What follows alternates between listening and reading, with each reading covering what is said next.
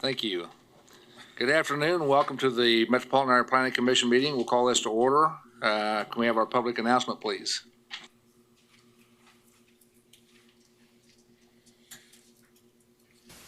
Before we begin the agenda, the Wichita-Sedgwick County Metropolitan Area Planning Commission and the Wichita-Sedgwick County Board of Zoning Appeals would like to take this opportunity to welcome everyone to this public hearing.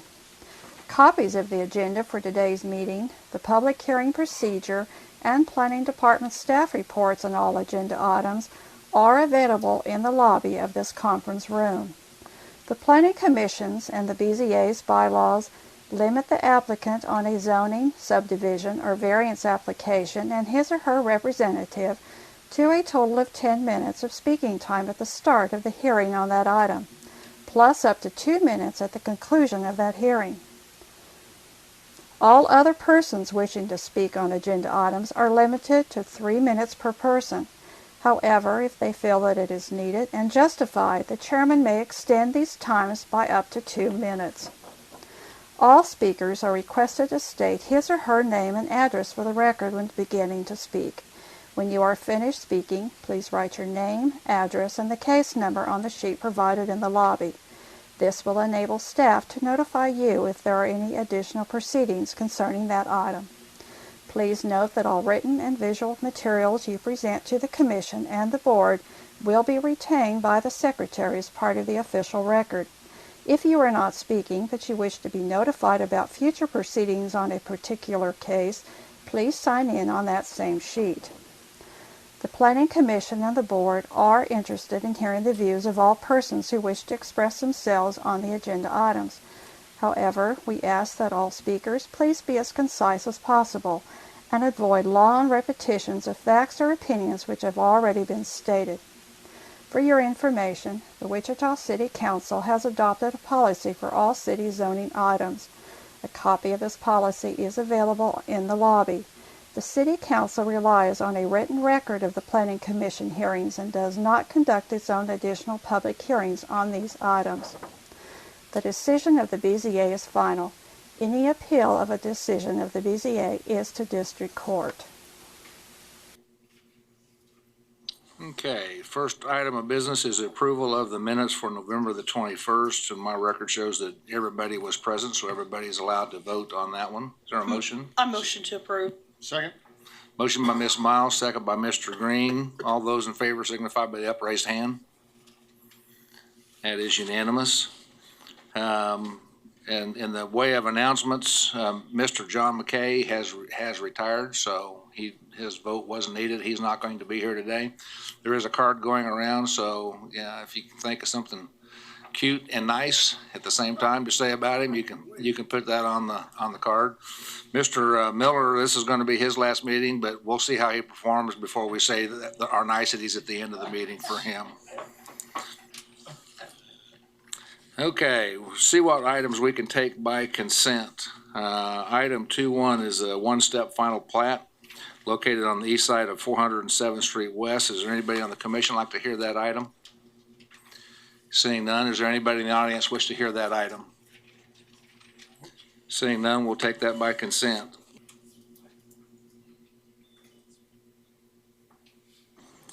Agenda item 2-2, a one-step final plat, Eck Brothers Estates Edition. Anybody on the commission wish to hear that one? I'm sorry. Nope. Mr. Chairman, apparently we have, what's the agenda out in the... Okay. Someone hand me a up.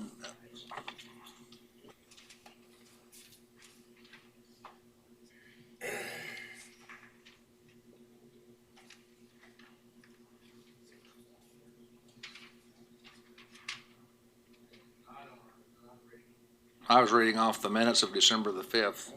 That will do it. Okay. Looks like it's going to be one of those meetings. Just buckle up and settle in. Okay, since the first one wasn't right, let's start over. 2.1, lot split, the Power Center Edition. Anybody on the commission wish to hear that item? Seeing none, anybody in the audience wish to hear that item? Take that by consent. If I'd have gone with that on, we'd have got through with a lot of consent items. There you go. Item 2-2, revised one-step final plat Ballpark Village Edition. Anybody on the commission wish to hear that item? Seeing none, anybody in the audience wish to hear that item? We will take that one by consent. Agenda item 2-3, revised one-step final plat Isidro 4th Edition. Anybody on the commission want to hear that? Seeing none, anybody in the audience wish to hear that? Take that by consent. Item 2-4, one-step final plat Red Rock Ranch Edition. Anybody on the commission wish to hear that item? Anybody in the audience wish to hear that item? We will take that one by consent. Agenda item 2-5, one-step final plat Alley and Cason's Homestead Edition. Anybody in the commission wish to hear that? Seeing none. Anybody in the audience wish to hear that? Take that one by consent. Agenda item 2-6, one-step final plat SC Edition located 1/8 mile south of West 29th Street North. Anybody in the commission wish to hear that? Anybody in the audience wish to hear that item? Also by consent. Item 2-7, one-step final plat Trinity Academy 3rd Edition. Anybody wish to hear that item? Anybody in the audience wish to hear that item?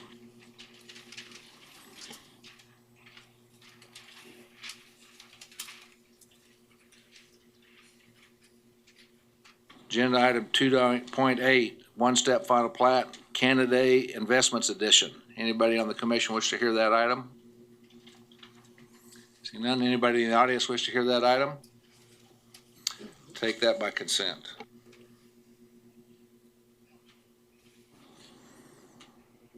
Item 2.9, one-step final plat Chance and Sons Transmission Edition. Anybody in the commission wish to hear that? Anybody in the audience wish to hear that? We'll take that by consent. Going for a clean sweep here. One-step final plat EPC Real Estate Group. Anybody in the commission wish to hear that item? Anybody in the audience wish to hear that item? Take that by consent. Mr. Chairman, I move that we approve items 2-1 through 2-10. Motion by Mr. Green, a second by Mr. Blick. All those in favor signify with the upraised hand. Passes 11-0. Public hearing items.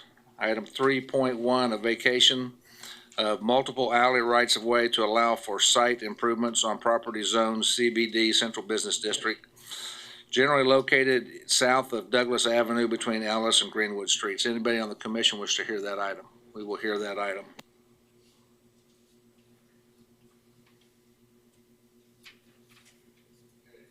Looks like item 4.1 was deferred to January the 23rd. We will hear item 4.2. Item 4.3, conditional use amendment to expand area for vehicle sales on property zoned limited commercial, east side of Broadway and within a quarter mile south of East Harry Street. Anybody on the commission wish to hear that item? We will hear that item.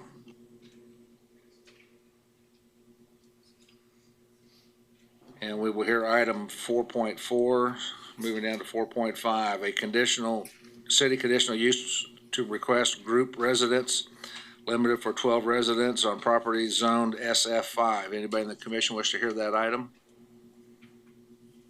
Seeing none, is there anybody in the audience wish to hear that item?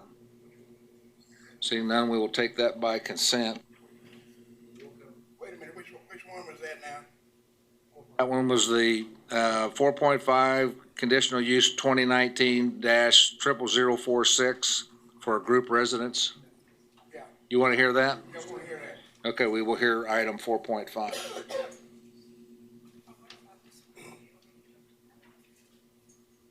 Item 4.6, a conditional use to permit mining or quarrying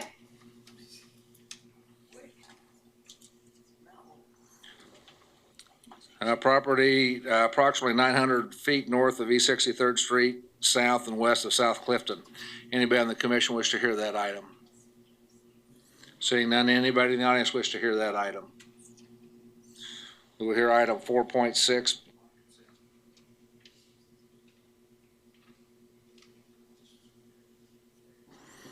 Agenda item 4.7, conditional use for an accessory apartment on property zone single family 5 located south side of West 8th Street and 1 block east of North Hoover Road. Anybody in the commission wish to hear that item? Seeing none, is there anybody in the audience wish to hear that item? We will take 4.7 on consent.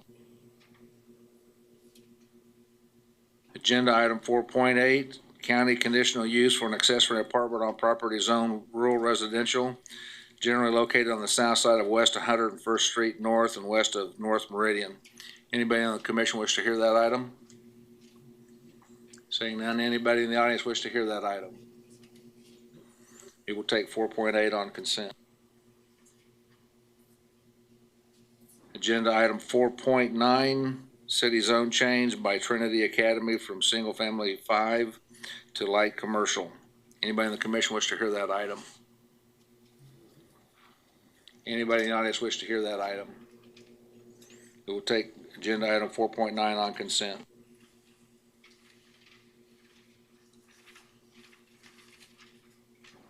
Mr. Chairman, I move that we approve items 4.6, 4.7, 4.8, and 4.9. We have a motion by Mr. Green, a second by Mr. Blick. All those in favor of that motion signify with the upraised hand. Passes unanimously 11-0.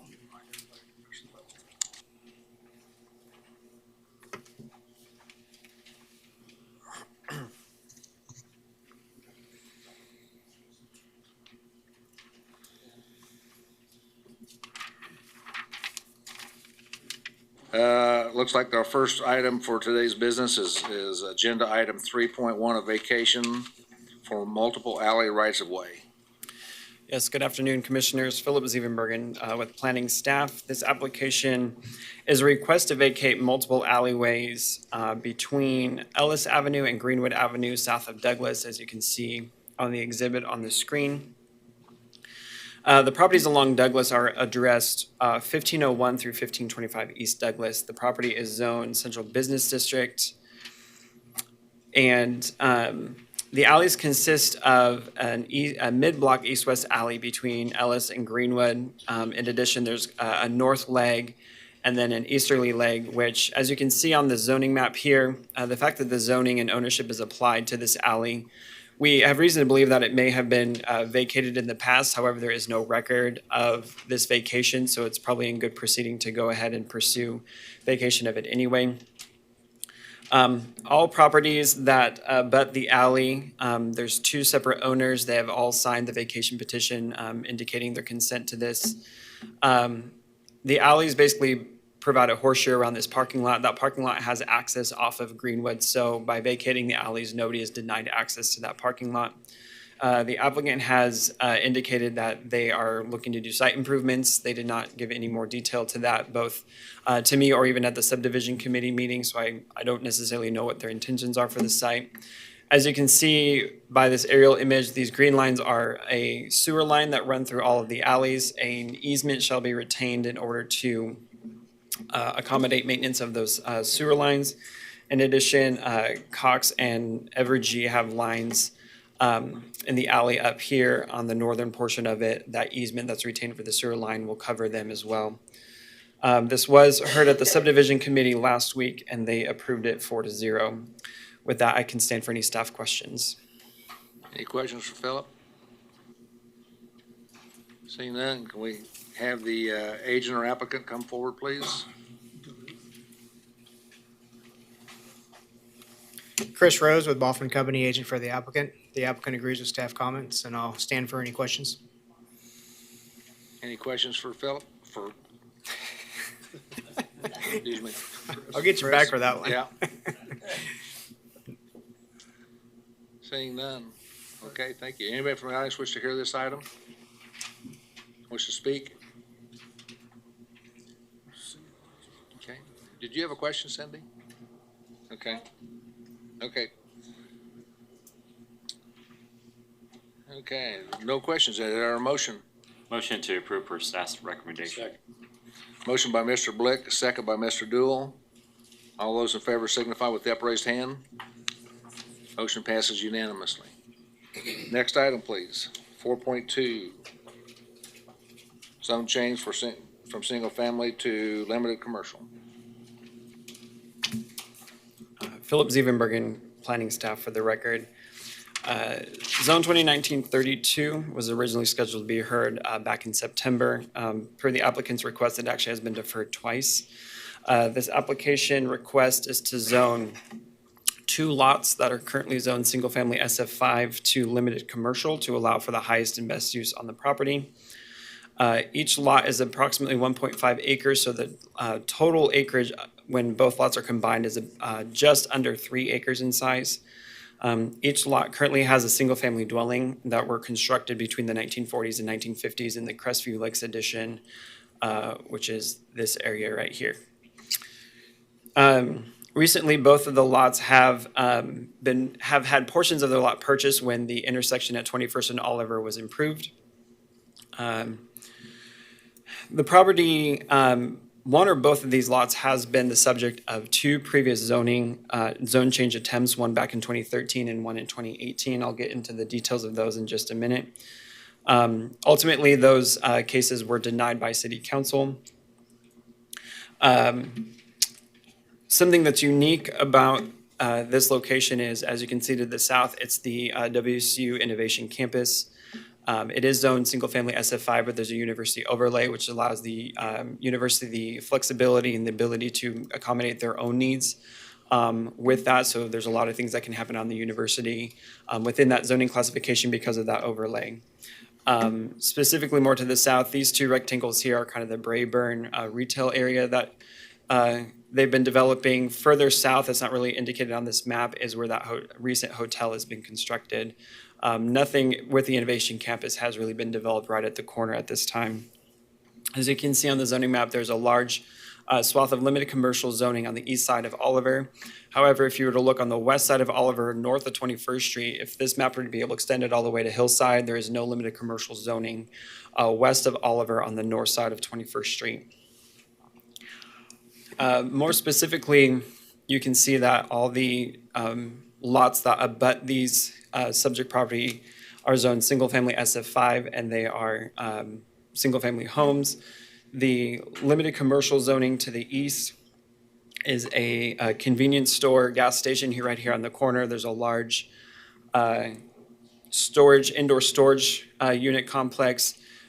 They're actually currently constructing multifamily dwellings in this part of the site right now. The church property is zoned SF5. However, just this last closing date on Monday, we received an application to rezone this property to limited commercial. And there's a mix of zoning and uses further to the east as well. The case history with this in 2013, both lots 11 and 12, so this is lot 11, the corner property is lot 12, requested a limited commercial zoning. It went to the planning commission or to the city council and was sent back to the planning commission per the request of the applicant. They amended their application and wanted neighborhood office instead.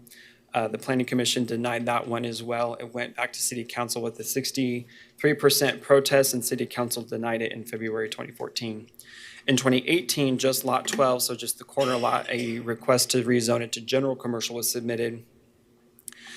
Planning staff reviewed it and the planning commission reviewed it and recommended a limited commercial zoning with a protective overlay.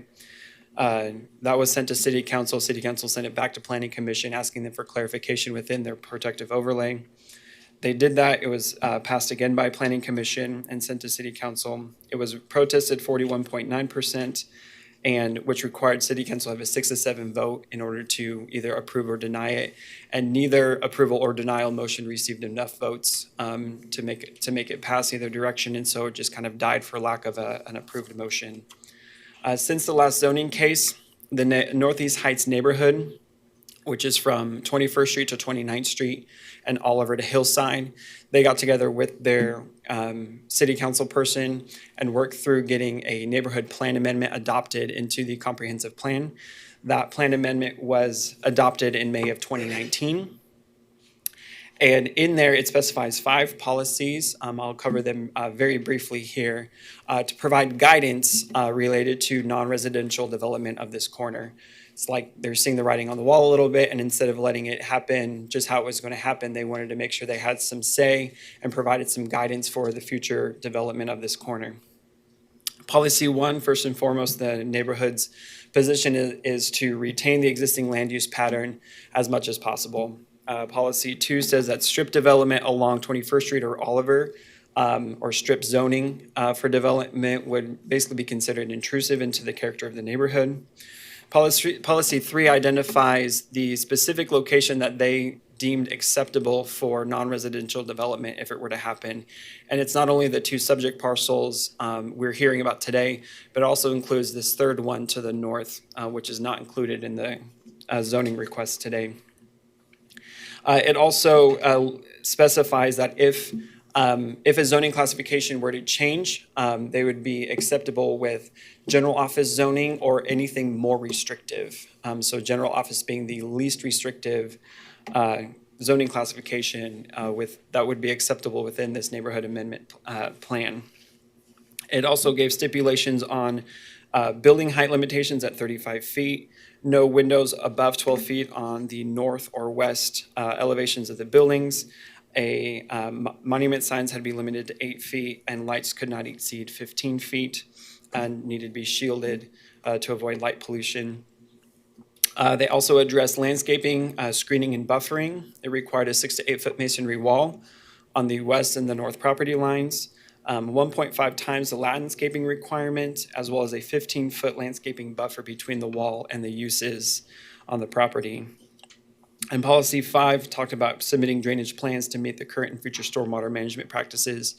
If you remember, back in October, we heard the rezoning case for this property to the west, and several concerns were raised of the current drainage issues that are in this property. And I believe that is the reason why policy 5 is in there, is making sure that as this property is developed commercially, obviously there will be more impervious surfaces, that they're not going to be adding to the drainage problems that are already facing this neighborhood that they have right now.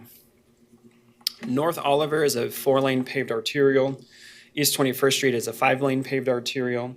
As I mentioned before, this intersection has been recently reconstructed and improved with turn lanes in all directions, including 2 dual left turn lanes with signalized left turns, and all municipal services are available at the site.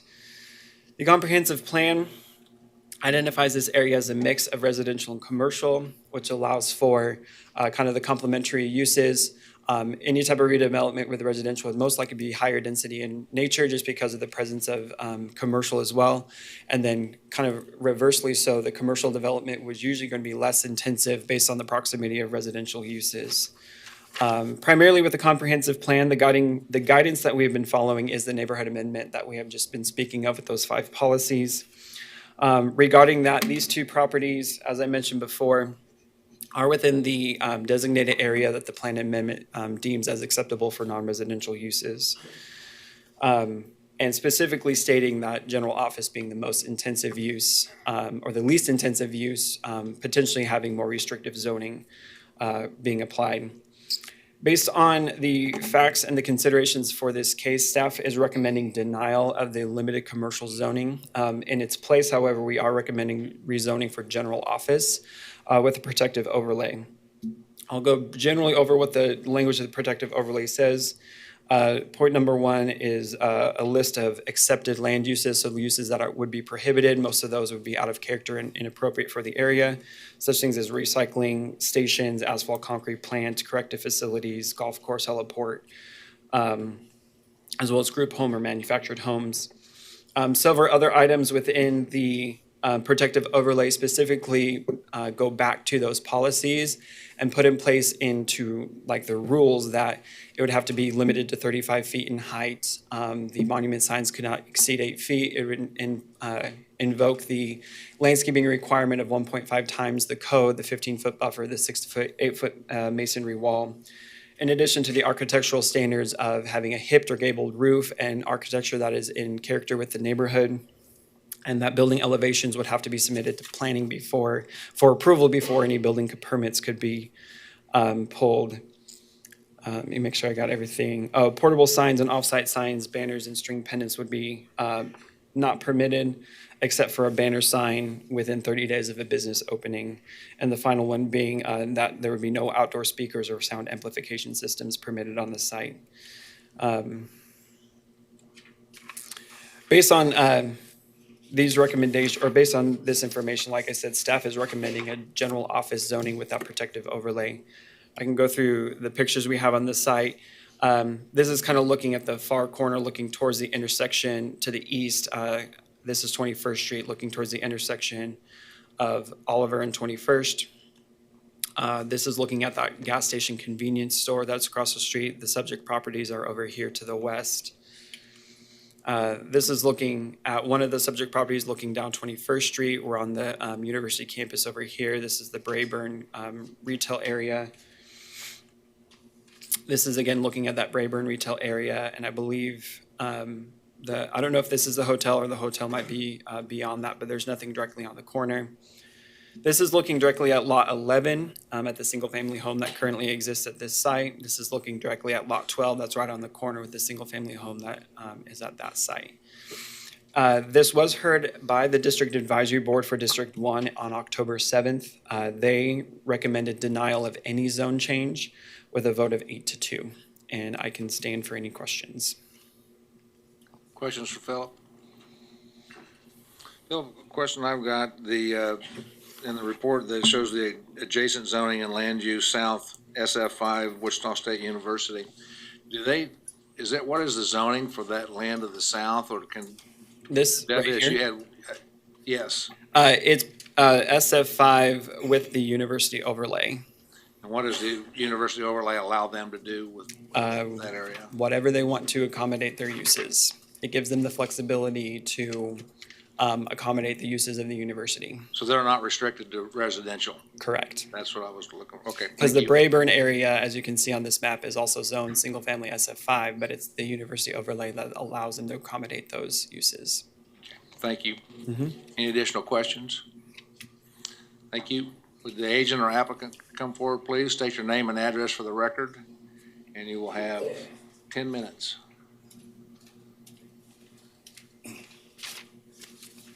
Thank you. Good afternoon, Commissioners. My name is Robert Moody. I'm an attorney at the Martin Pringle Law Firm, 645 East Douglas here in Wichita. I represent the applicants DMP Land LLC and Senator Rip Gooch, who own the properties at issue.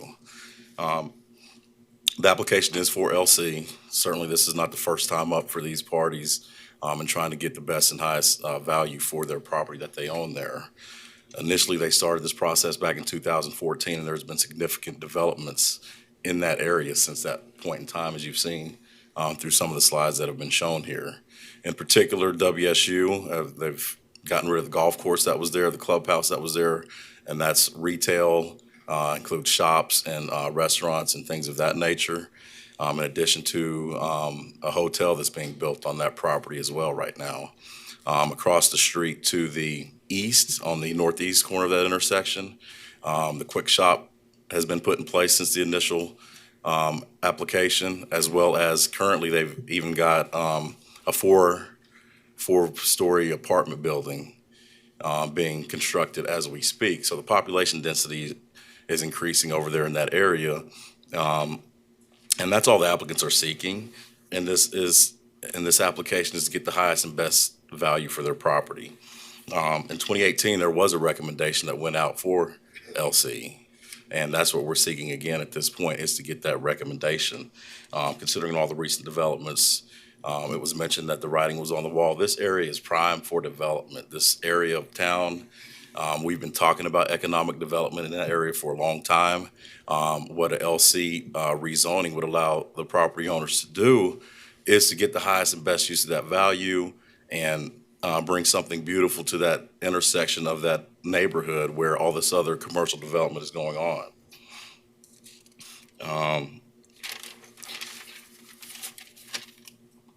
Really not too much more to add. Senator Gooch, he's 96 years old. He's lived in that place for 40 years. Mr. Marks, he owns that property, the lot 11 that was spoken of. He's on that property for 40 years. But now is the time. It's that the area is developing. And right now, kind of one of the holdups is getting this thing rezoned so that they can get development and plan in place for what's actually going to go there. But certainly they want to maintain the integrity of that neighborhood. They want to put something beautiful there that they can be proud of as well. And so with that, we would request the LC recommendation. I'd stand for any questions. Any questions for Mr. Moody? Mr. Richardson? Are your clients essentially saying it's LC or nothing? They are not saying that. Certainly the highest, they're limited, obviously, by the just general geo rezoning. But certainly what they want is the LC so that they can, have different opportunities and get the highest and present use and value for their property at this point. Additional questions for the speaker? So how, are the residents currently occupied, or they've been vacant for a while? Or? Lot 11 is currently vacant. Lot 12, Mr. Gooch, he still resides there.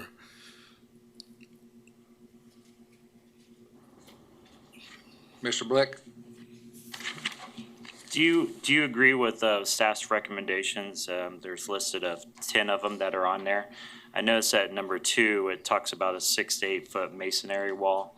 Are you in agreement with all the recommendations? We think that there can be a protective overlay that will work and satisfy the requirements of, I understand that the neighbors have some concerns and things of that nature, but they're willing to, if they can get LC, they're willing to work within the framework of certain limitations in that regard.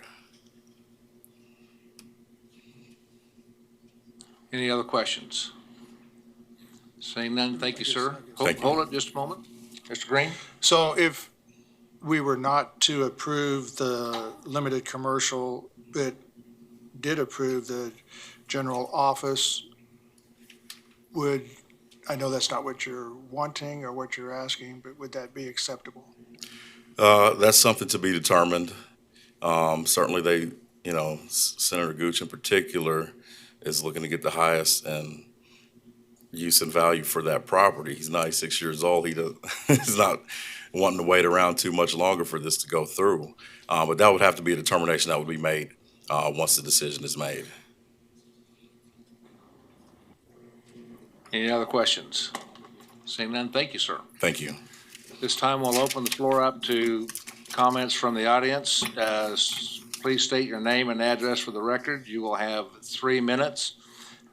We did not go over this specifically except the comments early at the beginning of the meeting, but try to avoid repeating comments from other speakers. And if you'll state your name and address for record, ma'am, we'll get started. Okay, I'm trying to find my map. While they're doing that for the audience, we do have a computer up there with a mouse, and it's much easier for us if you use that rather than pointing at the screen. And then also speak into the microphone so that we can record your comments. Right, I don't know where Jim, Staff will help you just as they're doing right now. Scott, do you know where Jim put? Yeah, I don't know where he put that on the show. I apologize. Because I don't, yeah, he's in the control room. But I don't know. Okay, I really need it, so what can I do? I don't know where he had put it. Just leave that alone for a second. Let him try to find it. He's working in the back. Okay, he's finding it. Philip, if he didn't receive them yesterday, they won't be there. It was Monday AM I sent it in, and I got acknowledgement they received it, which I requested. And if you want to take a break and we'll have somebody else speak and we'll see if we can find that and give you another chance. Okay. We have another speaker. If there's no one else, we'll just wait till we get, oh, go ahead, okay? Mr. Gooch. Mr. Gooch,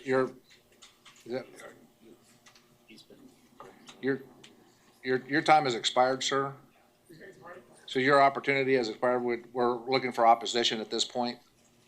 But he's Yeah. represented, he's been represented by counsel. Yeah, yeah. Go, You're representing.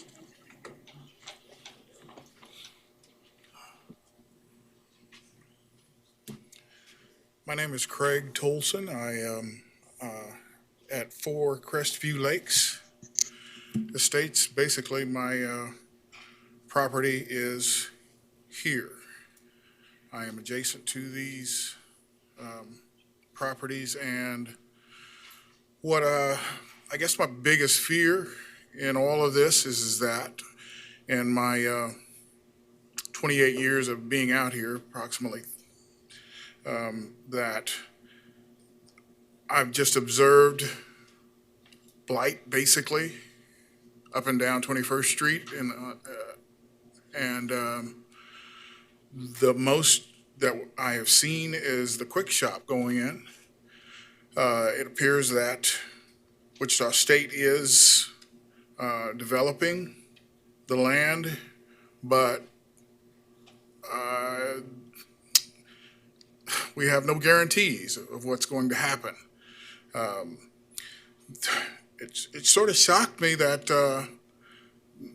the overlays or the protective overlays state that there's not going to be any helipads, but we've had a couple of helicopters, well, 4, I think, park in here and give rides. I didn't know of that, but it does shock you when helicopters fly over and land, okay, in adjacent properties. So, I don't know what to say except that myself, Donna Sweet, are concerned, very concerned, that this could develop into another undeveloped piece, and it intrudes in to our neighborhood. It's the only thing that intrudes, and I know I have only 3 minutes, but it's like the plan amendment stated that I believe it's item 1, that rezoning and conversion of existing single-family resident properties and low-intensive non-residential uses of more than intensive zoning, it says it should be discouraged. And so we're discouraging that. Thank you for your time. thank you. Is there any questions for the speaker? Yeah. Now, Mr. Richardson? Appreciate your position there. How do you feel about the general office zoning as a buffer, if you will, as opposed to light commercial? Do you think that would be an acceptable compromise, if you will? You know, if it was left to me only, I would say I don't want to see anything commercial. But if we've got I don't want to hold back the owners of the property either from some advantage for them. We as a homeowners association, we feel that if something like a bank or I believe those are one of the things that we discussed, something small like that would not be too intrusive. You know, it would not bring large amounts of traffic. We already have issues of people getting lost, trying to get in here, coming down here, turning around in our yards and that kind of thing, because it's difficult, and the development of that corner did not help. You know, it didn't. It really didn't. So we would like to discuss other possibilities, and raising it to an LC is not one of those that we're interested in. So, Mr. Florence? Do you currently have problem with flooding? Do we have a problem with flooding? These, gosh, our ponds in here we've dug this one out once, and this is on our dime. And we are now starting to see a greater buildup again of water that's coming out. Gosh, I lost the mouse again. It comes out over the edge and gets closer to our road, okay? And we have no assistance. These were Army Corps lakes, but the Army won't come through and dig them out. I don't know. Wichita State had enough money to develop theirs. They took out, it appears that they took out ponds, and when they took out, and or at least they've reestablished them. But we have no way of absorbing the extra water, and I don't know as it's allowable to have, well, one of the properties has a pond, has the semi-pond here because it's a residential. But when you develop, and one of my fears was in an LC is that there is no pond necessary. I don't know where that water goes. It looks like it's going to go into our lakes or down 21st, down Oliver. So very, very hesitant to embrace something like this. Additional questions for the speaker? Thank you, sir. Yes, sir. Anybody else wish to speak on this issue? Ma'am, if you would come back up, we'll have to apologize because we've lost whatever information that you'd sent to us. So can you give us your best shot with what you have? Best shot. You can kind of see that. That's the map. Okay, if you could go to this microphone, please. That's from Hillside to Oliver Okay, past. could you state your name and address for the record? Brenda Stevenson, 4723 East 27th Street North, Northeast Heights Neighborhood Association. We're here year after year because the northwest corner of 21st and Oliver, trying to rezone the neighborhood for development in an area that does not support what they keep requesting. We are here because they ignore the established amendment to the comprehensive plan as laid out by Philip. The petitioner for limited commercial, where's this? Okay. Which this is map number 8, point out there is limited commercial on the northeast corner of Oliver, but not on their neighborhood's northwest corner. They failed to state that the limited commercial on the northeast corner, all of this area, has failed to succeed. Businesses move in and out and often. Right here where that Philip mentioned the apartments going in, they actually demolished limited commercial buildings for those apartments. And what my map showed is that this area has apartments over here, apartments here, and then clear down on my map, it shows more north to 96, that there are more apartment complexes all on Oliver.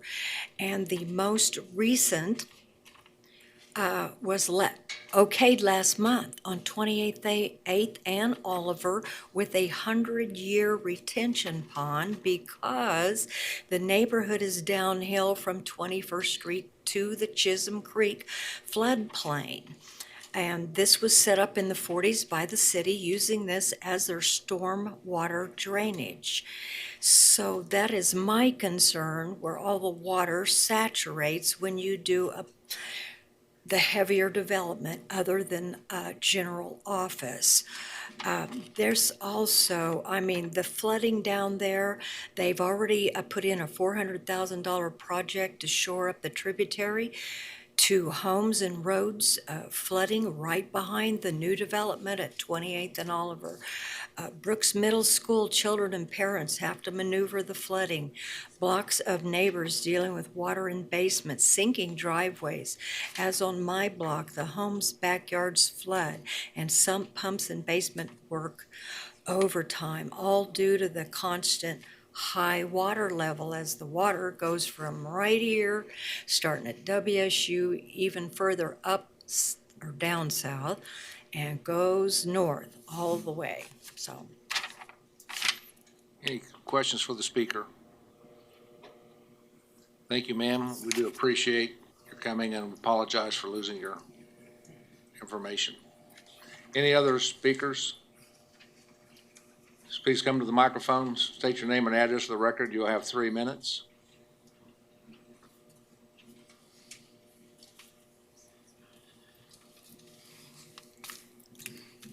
Scott Langenberg, 5 Crestview Lakes, Wichita. This is my property right over here. This corner here comprises of 6 properties along Oliver, plus the 10 around the lakes. That's our homeowners association. And we are part of Northeast Heights Greater Neighborhood Association, which is basically the square mile there between Oliver and Hillside, 21st and 29th. I wanted to say, first of all, Merry Christmas, just to get off on the right start. I forgot to say that, but this meeting was moved from 2 months ago to be, I think, purposely put here at this time so that we'd have less people against it here. And I can tell you there are several people that are not here because of that move to this time frame. One of the options you could have would be to move this meeting to after the holidays to have more input, but that probably won't happen. But something to think about. If this goes through, we will be forced to put petitions out there. We will probably do petitions anyway because we'll want it to have those in place for the city council meeting. But the last 2 times there was a great number of petitions, and I can tell you right now that we will be getting petition from this one. Whoops. How do I go back here? There we go. There will be petition from this one, this one, this one, this one, this one, and this one. So you're going to have a great number just in the immediate adjacent area here, and then we will have more petitions from the surrounding Northeast Heights Neighborhood Association. So keep that in mind when you make your decisions.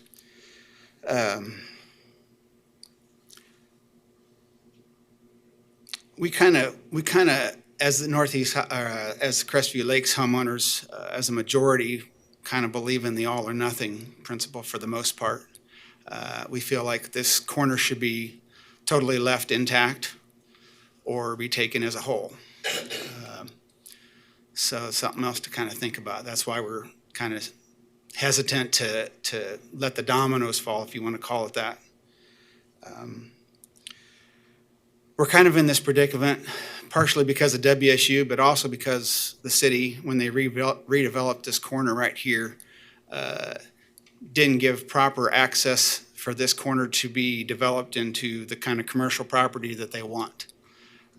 There's limited access due to the medians they put in here and here. There's only a left turn out here if they would have it, and a right turn out, or I'm sorry, right turn out there and a right turn out there if they would come in and make that limited commercial. Although having Sir, these two. Your time has expired. Okay. Any questions for the speaker? Mr. Richardson? Can I be given 20 more seconds? You said leave it as it is or taken as a whole. What do you mean by that, and what are the boundaries when you say taken as a whole? I didn't quite understand what you meant by that. I prefaced by saying the Crestview Lakes is 16 properties here. And in the past, there's been discussion on potentially somebody coming in and commercializing, say, like this side over here. And we've taken the approach we would, consider something if the whole corner was to go. If somebody, in other words, a more proper way to develop the corner would be to take a a big chunk and develop it as a whole rather than piecemeal it, Yeah, like it has happened over here. I understand that. It's probably difficult because they're all individual owners, are they not? And the lakes are Right, owned 16. by the homeowners association. Is that, am I understanding that? The lakes themselves is common ownership? Right. So that'll be a difficult process. I've thought about that as well, and obviously that would make a lot of sense if there were a way to make that happen. Yeah, But a big company could do that. the only way that would probably happen is if all the neighbors get together and decide they're going to put their houses on the market at the same time. And No, commercial developer would come in and well, talk to them. if you've ever been involved in trying to assemble land, that's a really tough process if you have reluctant owners. So. Yeah, it's been brought to our attention at least once already in the past 5 years. Mr. Foster? Mr. Chairman, the speaker requested an additional 20 seconds. I would request another minute for the speaker, and if I need to put that in a motion, I'd be glad to. Consider that a motion. Is there a second to that motion? Second. All those in favor show with uplifted hand. Sir, you have 1 more minute. Okay, great. I was just going to say, the other point I had is we have made an offer in the past to the owners of number 11 to try and buy them outright to solve this issue, but that has not been accepted.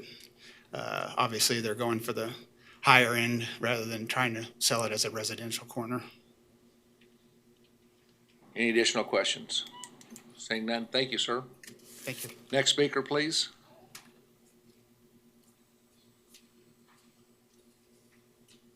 State your name and address for the record, and you have 3 minutes. Hello again. I'm Julia Falke, 3 Crestview Lakes Estates. Yep, we're back again. This is a really difficult process for all of us. I guess that I'll go through and I'll just make some comments about maybe other comments that have been made. The lakes are a part of the city's stormwater management system, but we have to take care of them. And when WSU did all of their development, and they did the development on the road at 21st and Oliver, we had a tremendous amount of silt and sediment dump into our lakes that we're going to have to take care of. And so, yes, the water stuff is becoming an issue for us again, but it's an issue for us personally of our homeowners association that has to take care of that.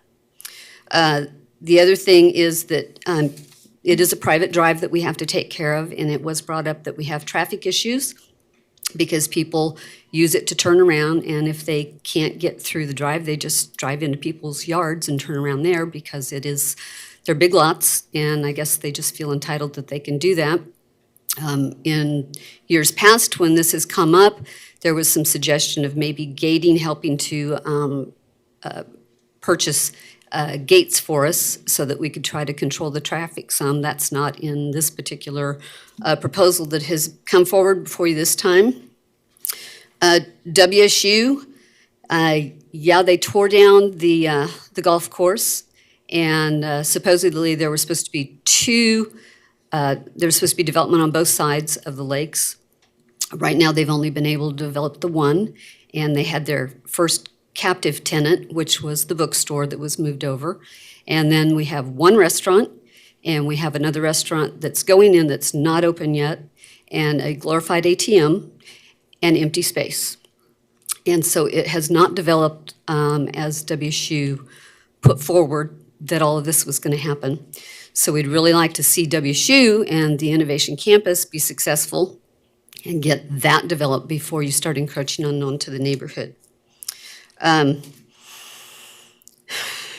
It talked about all or nothing, and it's nothing. And don't be fooled. The applicants at the DAB meeting went on the record and made it very clear that it was limited commercial for them, and that was the only thing that they would accept. So my fear is that even if you do adopt a general office or a neighborhood office, then I have a sneaky suspicion that somebody can come back in later and say, well, we haven't been able to develop it that way, so now we need to go to limited commercial. And now that it's been developed, or it's already been approved for one level of commercial, It's just going to slide right into the limited commercial. And I think that that would be really a shame. So we would ask that you would just deny this yet again. Thank you. Any questions for the speaker? Mr. Foster? Do you happen to know from a drainage standpoint, will the runoff from both these properties end up in your ponds? Probably some of it will. I don't know what the plan is. Anytime they're going to increase some impervious substance, then it's got to go somewhere. I know that they did do improvements on 21st and Oliver, but I know that it does run down now through those lots, and the, let's see. Okay, so not that one. This one right here has got a holding pond that was required when it was built. This is number 14. And it's got a holding pond that was required because of the water that drains down through the properties.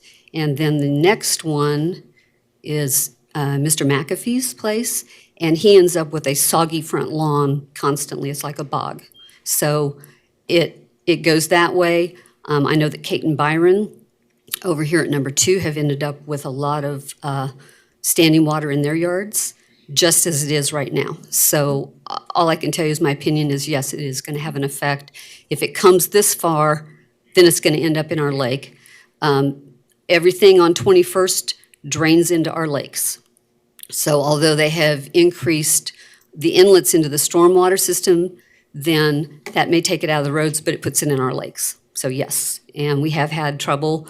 If it breaches the dam, it's our problem. It's not the city's problem. We have to rebuild the dam. So yes, it is also a fear for us of the expense. That honestly, we as a small homeowners association, and we all own a 16th of the parks and lakes. The HOA does not own it. The property owners all share in the common property, and we all own a 16th. It's on our deeds. Additional questions for the speaker? Thank you, ma'am. Thank you. Just a reminder to commissioners, water and drainage is a platting issue, not a zoning issue. So something that there's a process for taking care of that. Any additional speakers? Please state your name and address for the record, and you will have 3 minutes.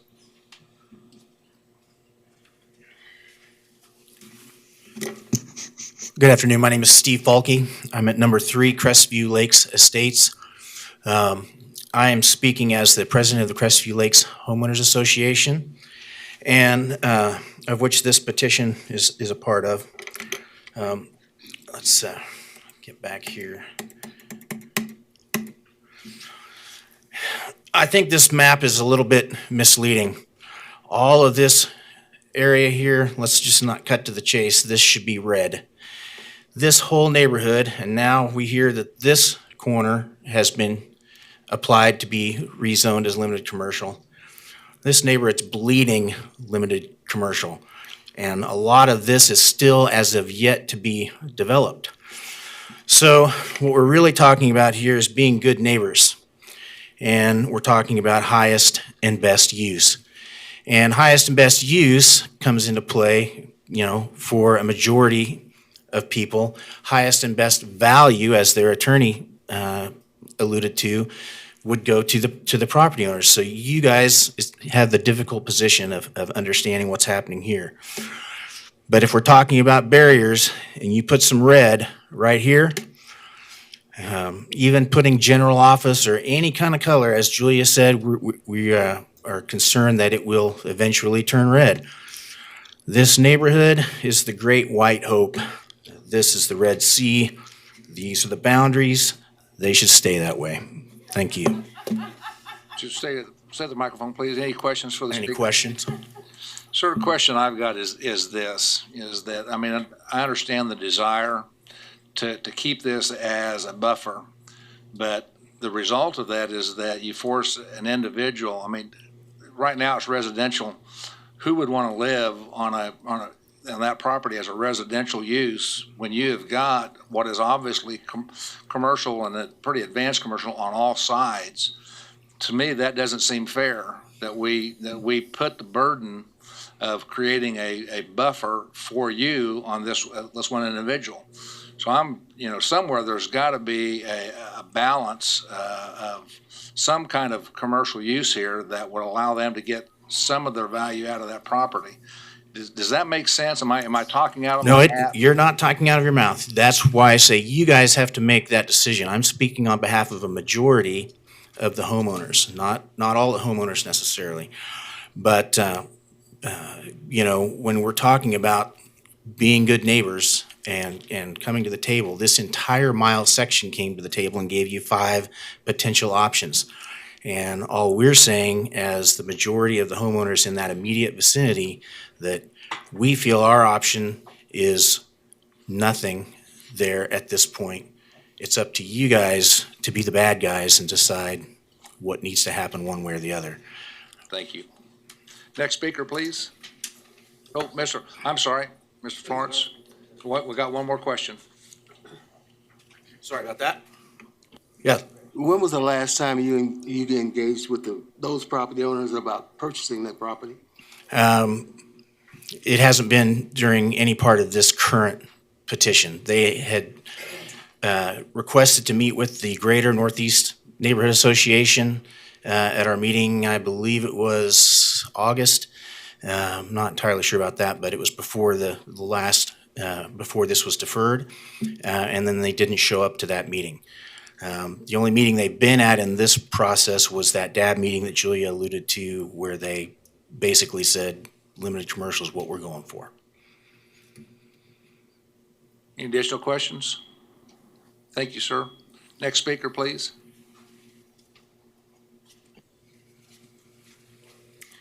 Hi, my name is Becky Jenick. I live at 5520 West 37th Street South, Wichita. I don't live in the area. I did used to, but somebody just asked a question and I thought I would answer it. A lot of times we ask redundant questions at this meeting, like who would want to live there?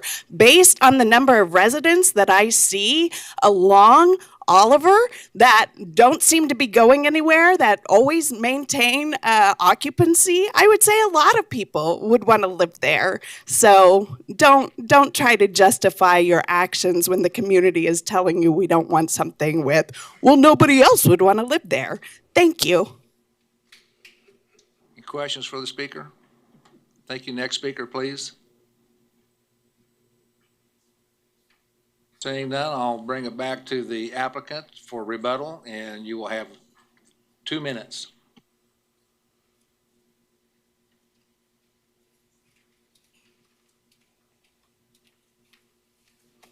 Thank you. First off, I'll address the scheduling issue. I can assure you there's no ulterior motive in moving this hearing to today's date. It was simply a scheduling thing. So just wanted to address that. Mr. Chairman, you pointed out one thing that I wanted to note was that the drainage issue and things of that nature, whole separate process, not why we're here today. We're here about the rezoning issue and that's it. These 2 individual applicants actually combined their properties for the purpose to be able to get highest and best use. And so as to whether or not they would both be willing to accept GO or LC, for this purpose, they're wanting the LC, but they may or may not want to. That's why it rests on what the decision and outcome is of the hearing or what the recommendation is coming out of this.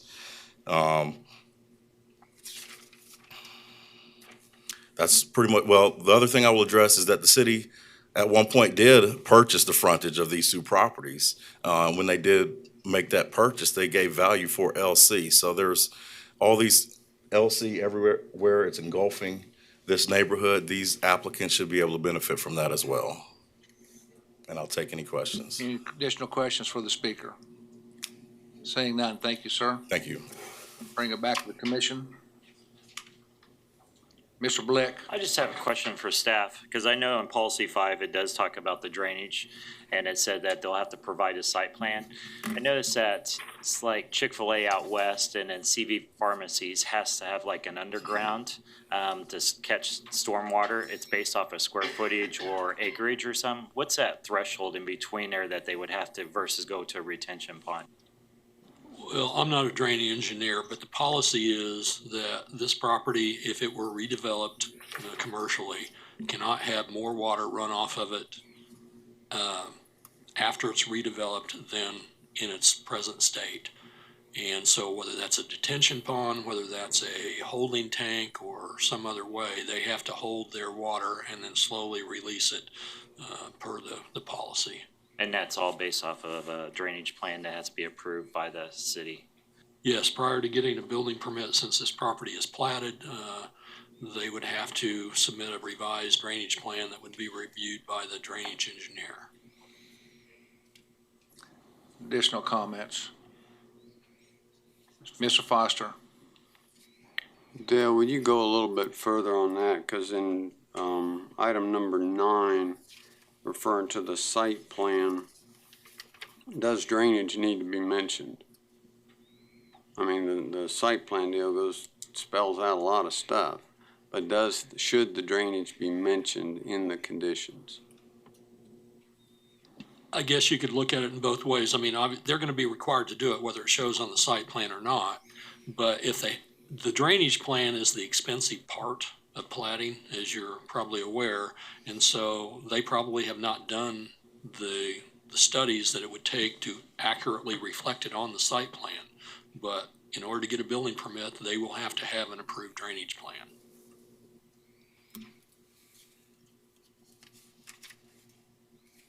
Okay.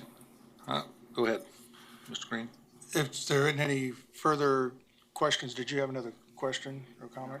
I was going to make a motion that we approve this site for limited commercial zoning with the protective overlay that is stated in our packet. And that would, so you're recommending the applicant's request over the staff recommendation. Okay, I would second that motion. Mr. Foster? I would offer a substitute motion, and that would be to follow the staff recommendation for the general office zoning, and also make a stipulation in condition number 2 of the overlay that it require the 8-foot wall. I'll second that. There's a second to that. Questions or comments about the substitute motion? Yeah. Mr. Green? The reason why I made the motion the way I did is I know that this intersection has, and these lots have come before us on more than one occasion. And I believe that the last time it came to us, we approved a limited commercial. The city denied that request, and they sent it back to us, and I didn't see it again, but we are now seeing it a year and a half later. And I just think that if we did that limited commercial with the protective overlay, then it's going to accomplish the things that need to be accomplished for all parties. Mr. Foster? This strikes me as being similar with the case that we just looked at for the South Central neighborhood. And part of that process was to involve the neighbors and have an updated plan. And we listened to that plan. And that involved consideration for the car lots and things. So I think it's a similar situation here. And I think we should, just as good planning principle, pay attention to our plans and proceed with the general office as the highest use. Thank you. Mr. Johnson? I agree. We've heard this 3 or 4 times. It's not an easy decision. I guess the only thing I'm saying is it's drastically changed that area ever since WSU did what they did. I don't think it's going to make any difference whether we go office or if we go light commercial. The applicant's got a lot of work to do to probably develop these 2 lots. Maybe as far as trying to acquire some other property if a developer comes in. And I'm not so sure it's not better to make it LC so that if they do get a developer, they might possibly end up buying some additional lots. Mr. Dewell? I am reluctant to vote in favor of the substitute motion for the staff's recommendation for something that is not what the applicant requested. We don't have any indication that the applicant is really interested in that. And I just think if they want that's what they ought to be presenting to us. Thank you. Any additional comments? Seeing none, we have a substitute motion to approve staff recommendation with some additional stipulations. All those in favor of that motion signify with the lifted hand. Let's leave it up while we count. Okay, just leave them up while we count those. We got that? Oh, we got 6, 1, 2, 3, 4, 5. Okay, I'm showing 5. Those opposed, same sign. 2, 3, 4, 5, 6. Okay, so that motion, the substitute motion fails 5 to 6. That brings us back to the original motion to approve limited commercial in essentially the same way as the applicant requested. Mr. Richardson? I think we need more clarification on what we mean by the protective overlay. I'm not sure we have that stated here. We don't have a protective overlay stated for LC. So I'm a little concerned about what it is we would be approving. Mr. Green? What I was referring to, Mr. Richardson, were the 10 items here that are listed upon the staff's denial of general office with the establishment of this protective overlay. And I'm saying to go with a limited commercial with these 10 items. Yeah, my concern there is that we don't have a chance to look at other exceptions that might be appropriate because they're allowed by right in LC. I don't know that we've thought this all the way through. And I think the staff has some more work to do if that's the case, because we have a lot of possibilities for what we'd be saying is we're going to approve everything by right in LC except for these exceptions. And I think there may be a lot more of them we'd want to think about if we're going to do this on LC. There'd be a lot of other uses that would be by right that the staff might recommend that we accept as well. So I'm not sure we're ready for that at this point. Staff want to weigh in before I continue on with the commission? Philip, help me out here, but the way it reads now is, as the motion is made, it would be zoned to limited commercial, but the only uses that would be permitted would be general office and, well, no, and it says with the following exceptions, so Mr. Richardson's correct. Mr. Richardson, those exceptions were based off of a general office zoning recommendation. So Going to limited commercial opens the door for a significant number of uses that are not allowed in general office that staff has not provided recommendation on use exceptions. Well, that would be the reason I can't support this motion at this point. I think we're going to allow something we might not otherwise want there. I mean, there's a number of uses you can think off the top of your head that you don't really want there. So we're not going to be helping the neighborhood at all in that case.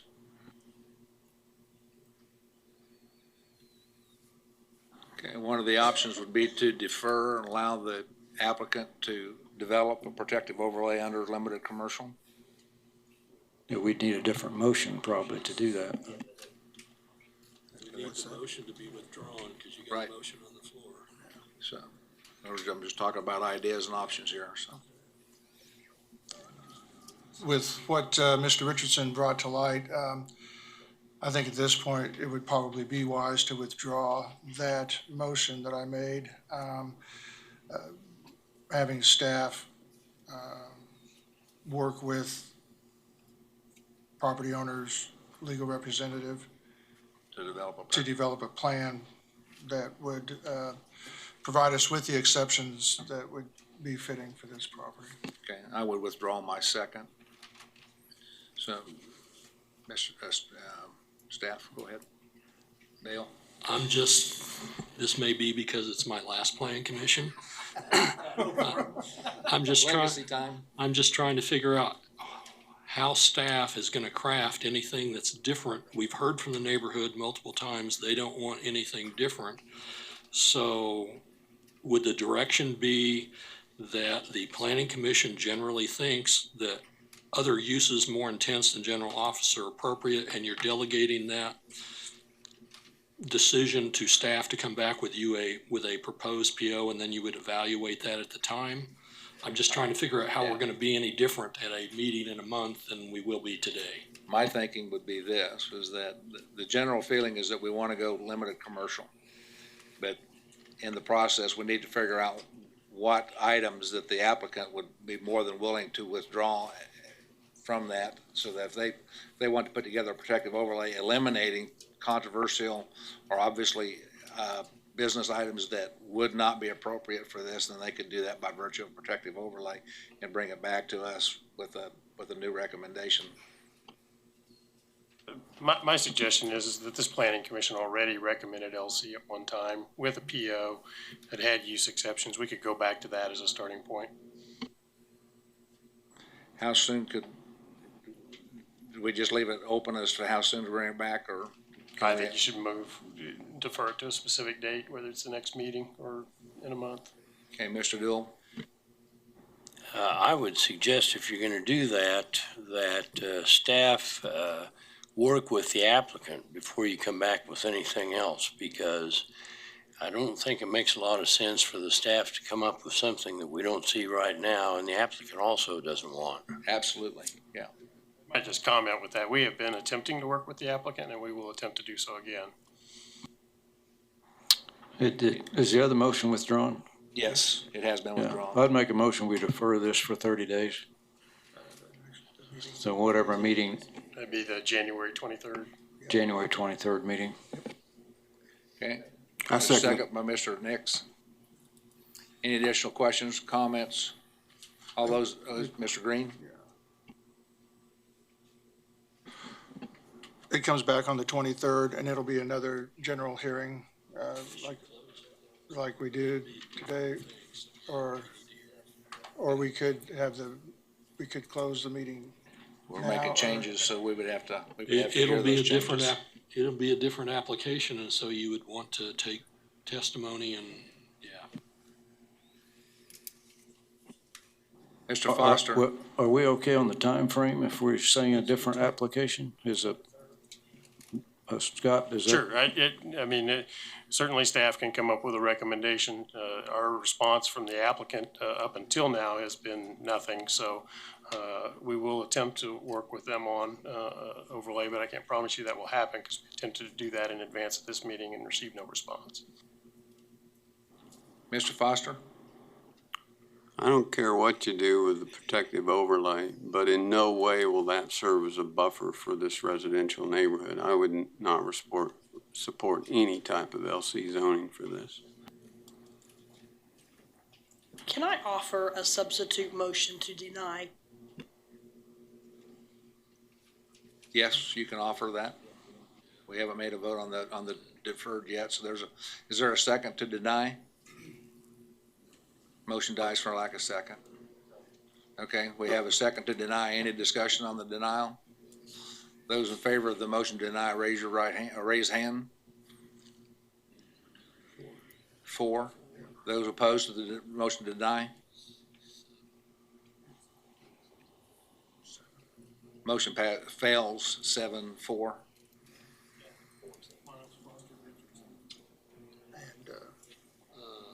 Who were the Florence, Mr. Florence. Okay, now we're back to the motion to defer to January 23rd. Those in favor of that motion, uplifted hand.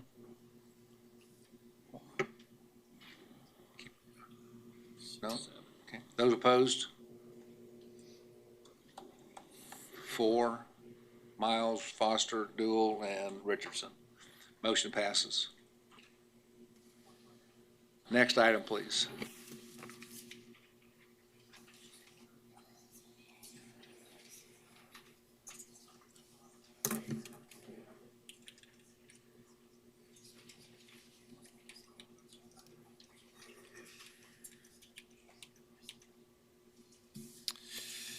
Good afternoon. This Matt Williams, Associate Planner.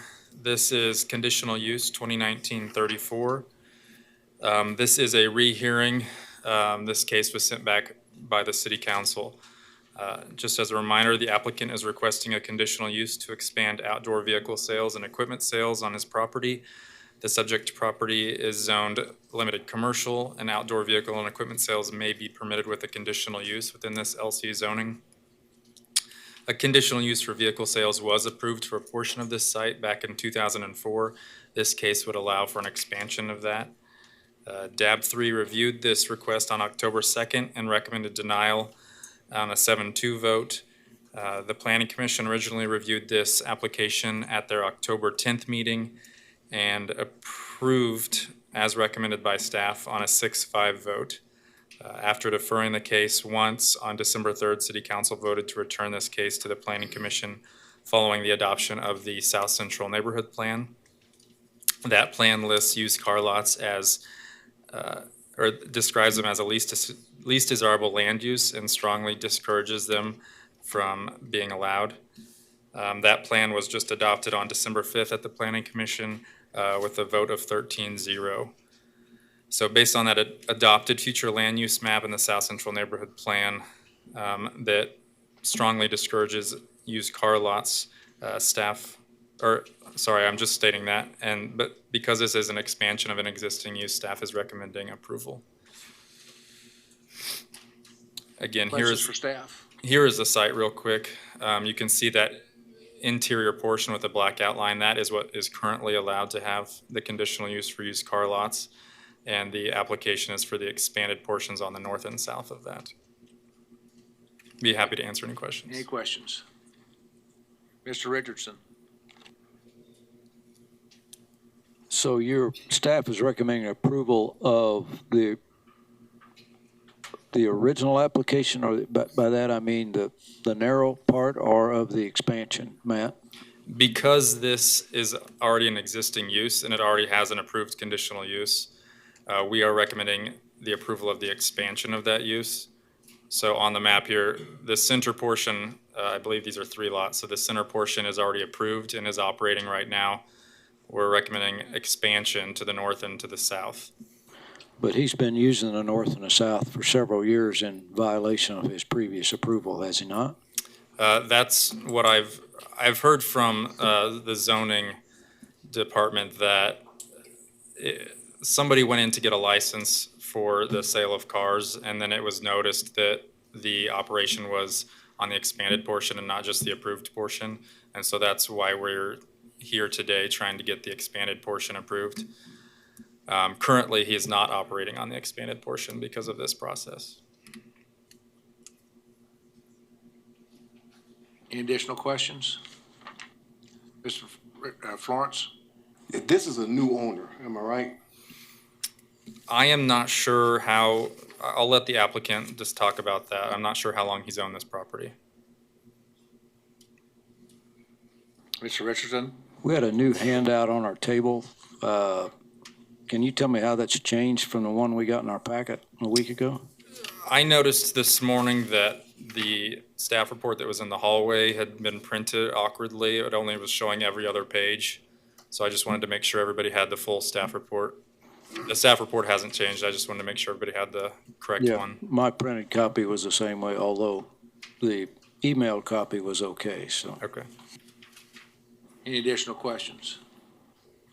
Thank you. Agent or applicant?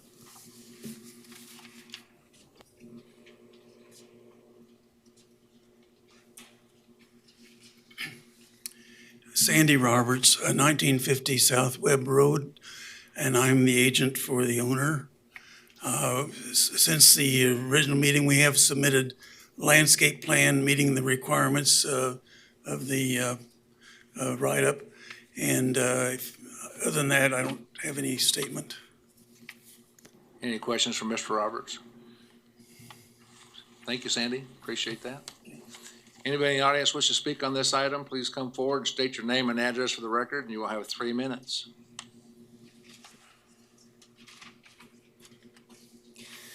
Matthew Johnson, 1106 South Waco, and I'm simply here as a resident of the neighborhood to lift up the neighborhood plan that we approved, that you all approved not too long ago. And again, this desire to limit any more expansion of used car lots in the neighborhood. And just to emphasize, the neighborhood is rallying together to find other businesses, to see other economic development happen in the neighborhood. Has been very proactive.